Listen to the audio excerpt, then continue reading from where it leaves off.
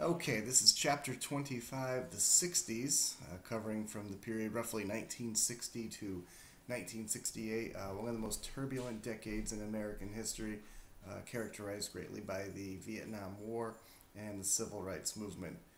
Here is an iconic photo of newly sworn in President Lyndon Johnson with John F. Kennedy's wife hours after his assassination.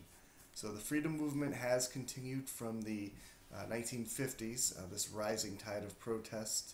1962, James Meredith was court ordered to be able to attend the University of Mississippi, a black student. The governor encouraged the mob to riot, and the police did nothing to stop this. Two people were killed, and Kennedy only dispatched army troops to restore order in order to save face.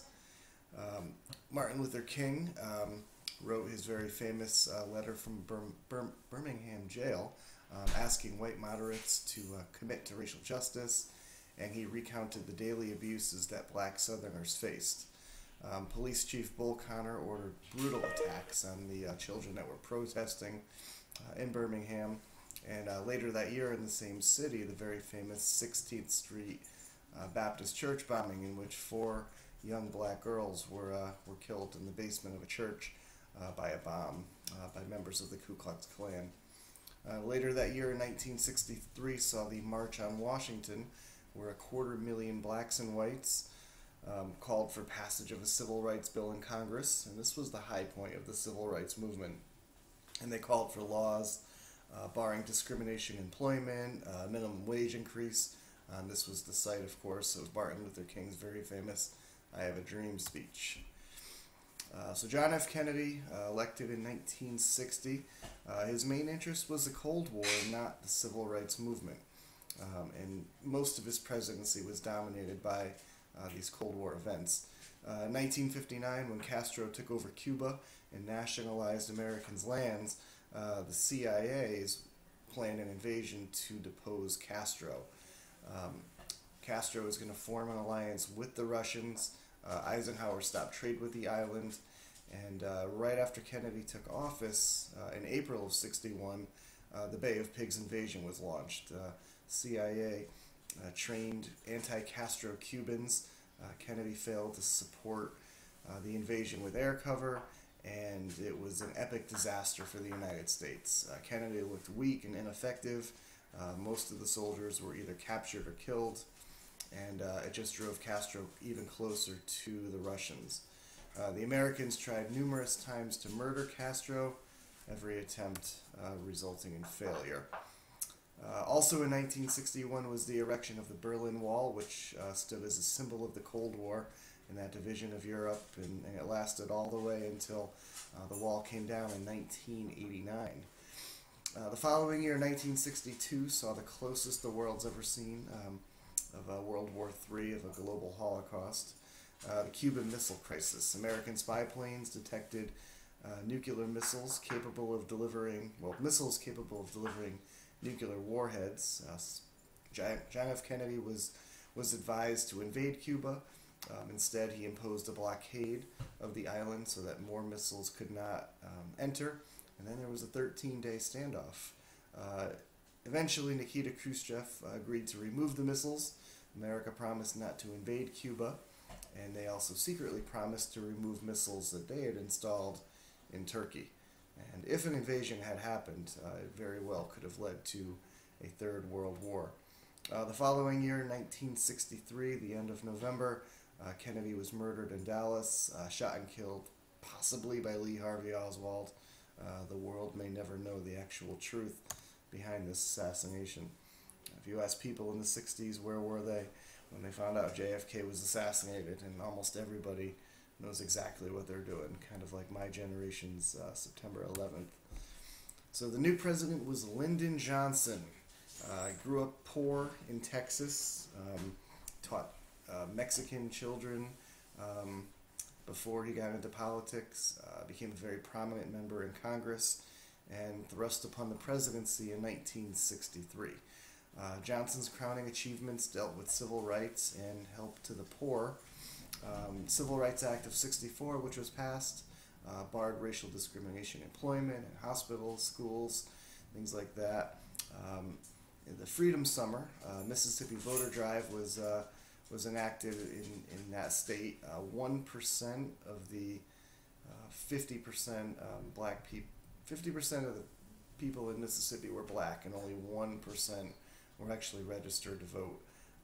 But the summer drive was led to terrible involving bombings, beatings, and murder of 3 civil rights workers. 1964, Lyndon Johnson is going to face Republican candidate Senator Barry Goldwater for president. Goldwater was ultra-conservative, very aggressive in the Cold War, and Johnson crushed him in the election. Many people were concerned that Goldwater's measures were just too extreme, but it will be the foundation for the conservative movement, which will dominate the second half of the 1900s. The Democrats will take back both houses of Congress and continue to hold the White House. As you can see there, wasn't even close. Voting Rights Act, 1965, King launched a voting rights drive in Selma, Alabama. They were met with cattle prods, whips, and tear gas. These images captured on television and just made the movement grow stronger and stronger. Johnson asked Congress to pass a law securing this right to vote, and also the 24th Amendment was passed, which finally abolished poll taxes. Here's an image of a fireman assaulting young African Americans demonstrating. Again, captured on TV and on camera, just making the blacks more sympathetic and the whites not looking good. Johnson's plan to help the poor was the Great Society program, which expanded the New Deal and provided health services to the poor and also to the elderly with the new Medicaid and Medicare programs. And this Great Society is going to pour federal funds into education, to urban development, created new cabinet offices, and really extended the social agenda that had been stalled since the end of the New Deal in 1938. Michael Harrington's The Other America really illustrated the ills of poverty. 40 to 50 million Americans were living in poverty in urban and rural areas, and the majority of them were whites. It wasn't just blacks and Hispanics. So this war on poverty is going to try to equip the poor with skills and motivate them to improve themselves. Created programs like Head Start and food stamps, and provided job training and legal services, college scholarships. So tremendous success, this mid-60s program. Here's Lyndon Johnson visiting a very poor region of the country, Appalachia. And you can see the poverty rate did decline as a result of the Great Society. The civil rights movement is going to change. This end of legal segregation did not mean an end to inequalities in jobs and education and housing. Many whites believed blacks didn't need more help from the government, but clearly they did. There's going to be a lot of violence in these urban cities in the late 1960s, mainly between blacks and the mostly white police departments. Harlem saw massive rioting. Watts, which is a part of Los Angeles, 50,000 rioters attacked police and firemen. 23 died in Newark, New Jersey. 43 died in Detroit, Michigan. So the civil rights movement was now shifting, fighting for economic freedoms. Blacks made half what whites made, and their salaries were much lower than they should have been. Here's a burned out store and a mannequin that had been tossed into the streets. Malcolm X was an alternative to Martin Luther King. He insisted that blacks must control their own political and economic resources within their community and avoid working with whites. But after a pilgrimage to Mecca, because he was a devout Muslim, he began embracing the possibility of interracial cooperation, but that led to his murder by his own group, the Nation of Islam, in 1965. The Black Power movement really took off in the second half of the 1960s. Those angry with the government's failure to stop violence against civil rights activists, they fought to elect black officials, and it was an increase in cultural pride. with hair and clothing and styles. The Black Panthers is an example of a more militant side of Black Power, where they protested police brutality and took a really militant stance. But this shift from the Great Society and the helping of America's poor and needy to Vietnam is going to take place and really ramp up in 1966, 67, 68. This war demonstrated the danger of treating every world event and every country through that lens of anti-communism. Communists had a broad support in Vietnam. 80% supported the communism in Vietnam. The Soviets backed communist North Vietnam, and Eisenhower and Kennedy supported Yim's brutal and corrupt regime. And eventually they authorized a coup that led to Yim's murder at November 1st, 1963, a couple of weeks before Kennedy's own murder. So this is going to become Lyndon Johnson's war, and America's going to claim shots were fired at an American spy ship, the USS Maddox. 40 years later, we found out definitively that there were no shots fired. Congress passed the Gulf of Tonkin Resolution, and that's going to authorize the president to take measures to defend U.S. forces in Vietnam, basically giving the president a blank check to wage war.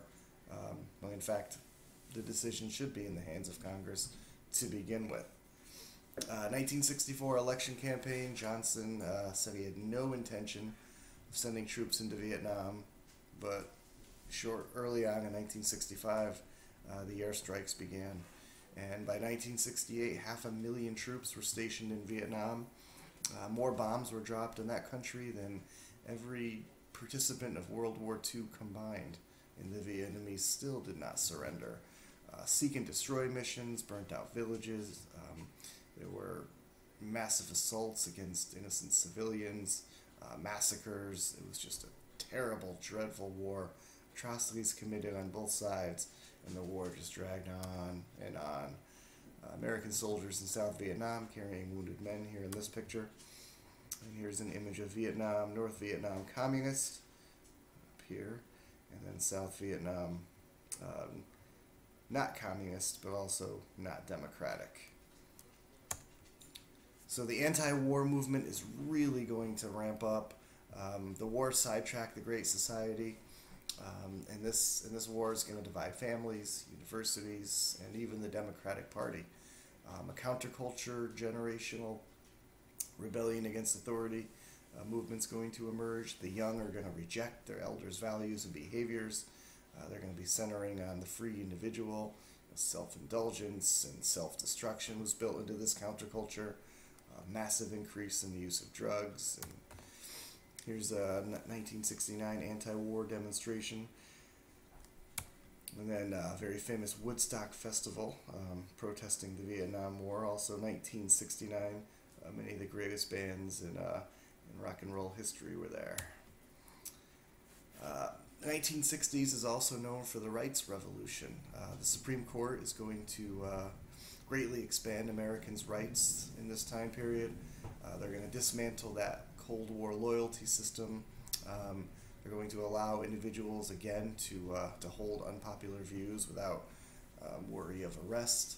The very famous case Miranda versus Arizona. The police have to read you your rights upon arrest, even if the individual is guilty. Ernesto Miranda was a kidnapper and rapist, and he was forced to be let go. The right to privacy emerged in this era. Griswold versus Connecticut overturned a law banning contraceptives. And then in 1973, the very famous and still important today case Roe versus Wade, which legalized abortions. 1968 was truly a year of turmoil. In January of that year, the Tet Offensive was launched, where dozens and dozens and dozens of attacks were launched simultaneously throughout Vietnam, in the north and in the south. And even though the Americans repulsed all of the attacks, it just showed that this war was not coming to an end anytime soon. And Americans' confidence in winning the war is quickly going to erode. March of that year, Johnson announces he will not seek re-election. The next month in April, Martin Luther King was assassinated, which triggered riots across the country.